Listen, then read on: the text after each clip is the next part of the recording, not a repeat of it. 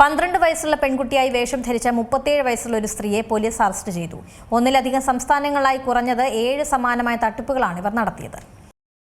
Gabriel എന്ന വ്യാജനാമത്തിൽ 12 വയസ്സുള്ള പെൺകുട്ടിയായി വേഷം ധരിച്ച 37 വയസ്സുള്ള ഒരു സ്ത്രീയെ പോലീസ് അറസ്റ്റ് ചെയ്തു. വഞ്ചനയടക്കമുള്ള കുറ്റങ്ങളാണ് ഇവർക്കെതിരെ ചുമത്തിയത്. ഒന്നിലധികം സംസ്ഥാനങ്ങളിലായി കുറഞ്ഞത് 7 സമാനമായ തട്ടിപ്പുകളെങ്കിലും Amanda Maria Sousa de Oliveira നടത്തിയതായി സംശയിക്കുന്നുണ്ട്. ഓട്ടിസം ബാധിച്ച കുട്ടിയാണ് താനെന്ന രീതിയിലായിരുന്നു ഇവരുടെ പെരുമാറ്റം. മാതാപിതാക്കളുടെ ക്രൂരമായ പീഡനത്തിനിരയായി വീട് വിട്ടിറങ്ങിയതാണ് താനെന്ന് പറഞ്ഞ് സ്ഥലത്തെ പള്ളി വികാരി സന്ദർശിച്ചതായിരുന്നു കുട്ടിയുടെ തട്ടിപ്പിന്റെ തുടക്കം. കുട്ടികളുടെ സ്വഭാവത്തോടെ പെരുമാറിയ യുവതി ഗബ്രിയേല എന്ന പേരിലാണ് പള്ളി വികാരിയെ സമീപിക്കുന്നത്. യുവതിയുടെ അവസ്ഥ കണ്ട് മനസ്സലിഞ്ഞ് സഭ അവർക്ക് സാമ്പത്തിക സഹായം നൽകാനും താമസിക്കാൻ ഒരു സ്ഥലം നൽകാനും തയ്യാറായി.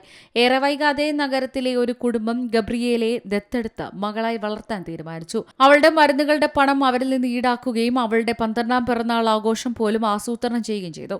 കുട്ടിക്കാലത്ത് തനിക്ക് നേരിടേണ്ടി വന്ന അക്രമാസക്തമായ പീഡനവും നിർബന്ധിത ഹോർമോൺ ചികിത്സകളും കാരണമാണ് തനിക്ക് മുഖത്ത് 40 വയസ്സ് തോന്നുന്നതെന്ന് അവൾ വോളണ്ടിയർമാരെയും താൻ ബന്ധപ്പെട്ട കുടുംബാംഗങ്ങളെയും ബോധ്യപ്പെടുത്തി.